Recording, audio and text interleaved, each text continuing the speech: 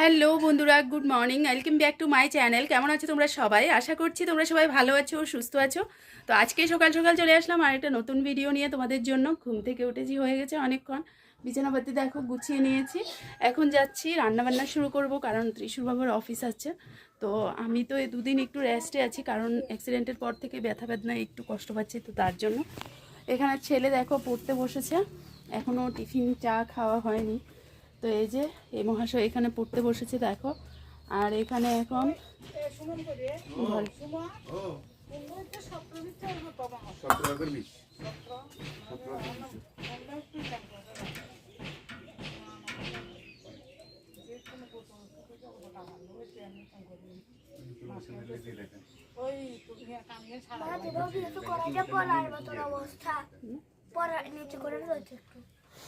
না না এখন যার থেকেই লবে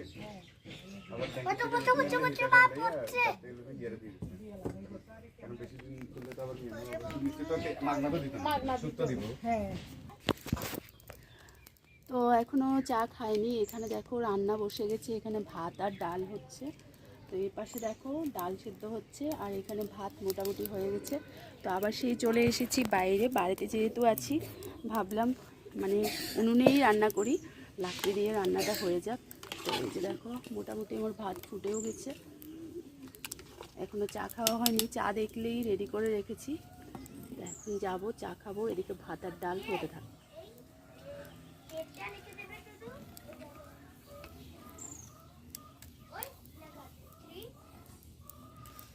এভাবে উনুনে ডাল করলেই ফেনা কাটা যায়।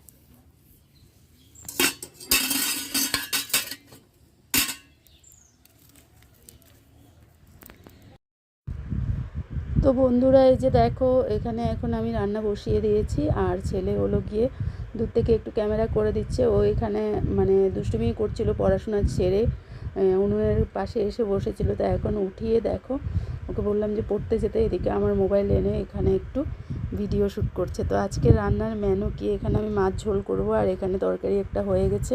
তো মেনুগুলো পরে শেয়ার করছি তোমাদের সাথে। এখন রৌদ্র চলে এসেছে দেখতেই পাচ্ছ, আর আমি এদিকে ঝটপট রান্নাটা সেরে নিচ্ছি। তো মোটামুটি দেখো এখানে মাছ ঝোল বসিয়ে দিয়েছি, আর এটাই মানে লাস্ট আর কি। এই পাশে মাছ ভেজে রেখে দিয়েছি, দেখো এখন মাছগুলো দিয়ে দিচ্ছি ঝোলে। আর এই রান্নাটা হলেই আমার রান্না কমপ্লিট। তারপর উনুনটা ভালো করে অফ করব, আর গুছিয়ে টুছিয়ে তারপর তোমাদের সাথে আবার কথা হচ্ছে। তো বন্ধুরা রান্নাবান্না কমপ্লিট একদম। দেখো মানে গরমে কি বলবো, চোখ মুখ জ্বালা জ্বালা করছে মনে হচ্ছে। উনুনে রান্নার এটাই হলো শাস্তি। তো দেখো কি কি রান্না হয়েছে চলো একটু দেখাই তোমাদেরকে। এই যে দেখো আজকের মেনু, লাউয়ের শাক হয়েছে, এখানে এখানে হয়েছে মাছের ঝোল, ত্রিশুর বাবা খেয়েছে, অফিসের জন্য দিয়ে দিয়েছি ওকে। তাছাড়া এখানে হয়েছে মানে করলা আর আলু ভাজা।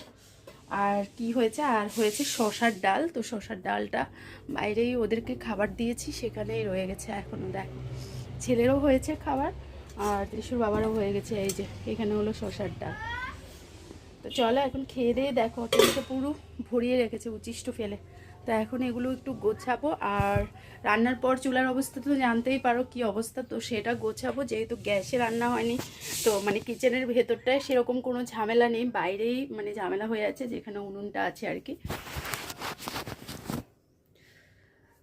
তো তার জন্য এখন এগুলো পরিষ্কার করব। আর রান্নার পর না মানে চারিদিকে শুধু কালি আর কালি, হাতে পায়ে শুধু কালি আর কালি।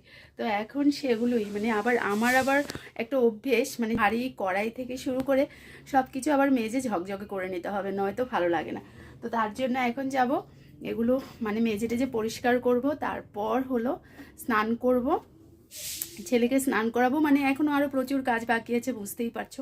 সকাল থেকে মানে উনুনে রান্না করার মানে আরেকটা মাইনাস পয়েন্ট হলো ঠিকভাবে বসে চাটাও খেতে পারি না। এদিকে রান্না চাপিয়ে দিয়েছে, এদিকে সবজি কাটা হয়নি। তো তার জন্য হাঁটতে চলতেই চাটা খেয়ে নিয়েছি সকালবেলা। তো চলো পুজোটাও করতে হবে, এখন বাকি কাজগুলো কমপ্লিট করে নিই। ক্রিম। তো এদিকে দেখো ওরা খাওয়া দাওয়ার পর টেবিলটা ভালো করে মোছা হয়নি, তো এখন এটা মুছে একটু পরিষ্কার করে নিচ্ছি। কারণ আমাদের না এই বারান্দাটাতেই সব থেকে বেশি চোট। আমাদের রুমগুলোতে দিনের বেলা সেরকম একটা চোট পড়ে না, এখানেই বেশি চোট হয়। তার জন্য মুছে পরিষ্কার করে নিচ্ছি। আর এরপর দেখো চলে এসেছি, একটু রুমটা গোছাবো কারণ এলোমেলো হয়ে আছে একদম, মানে ড্রেসিং টেবিলটা একটু মুছে নেব আর এদিকে গডরেজটাও একটু মুছে নেব, কারণ এই কাজগুলোর জন্য তো রোজ দিন টাইম পাই না। তো আজকে একটু টাইম পেয়ে গেলাম, তার জন্য ভাবলাম চলো একটু গুছিয়ে টুছিয়ে পরিষ্কার করে নিই। আর রুমটাকে একদম সাজানো গোছানো দেখতে কার না ভালো লাগে, কিন্তু আমার অবস্থা এমন হয়ে থাকে যে রোজ যে কাজগুলো করব সেই সময়টাই আমার হয় না, কারণ স্কুল থেকে আমার আসতে আসতেই দুপুর হয়ে যায়।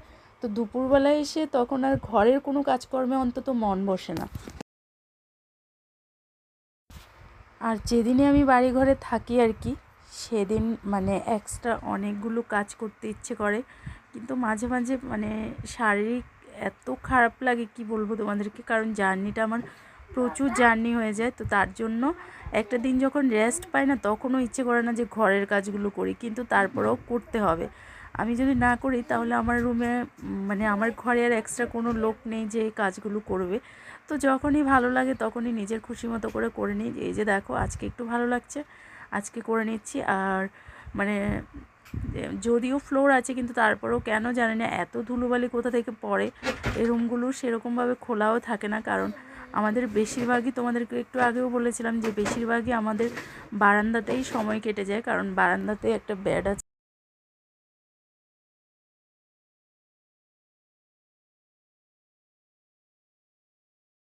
তো বন্ধুরা, ছেলেকে নিয়ে একটু ঘুমিয়েছিলাম, আর ঘুম থেকে উঠে এখন দেখো দিশে আর মা আজকে নিয়ে এসেছে মুড়ি।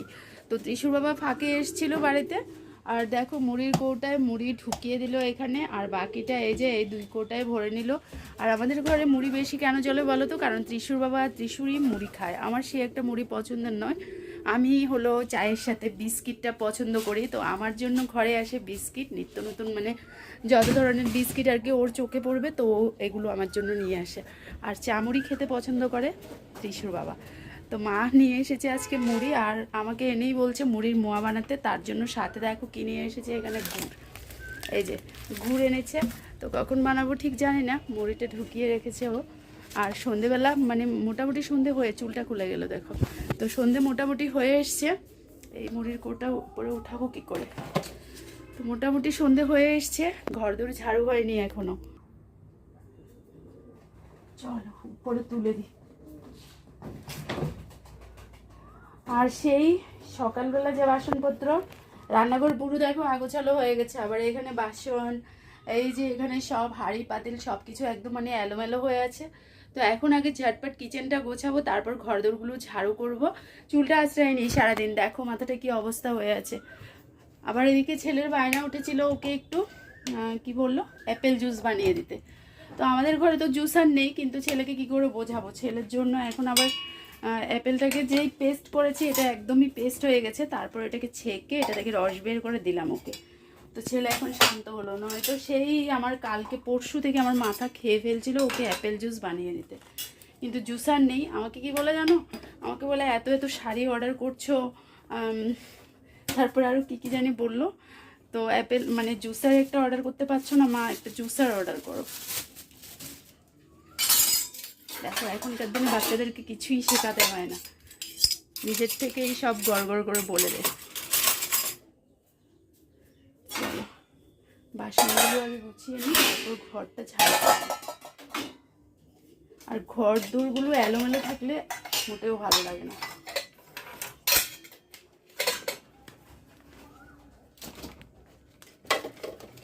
এদিকে আমার শাশুড়ি মা সন্ধে দিয়ে ফেলছে।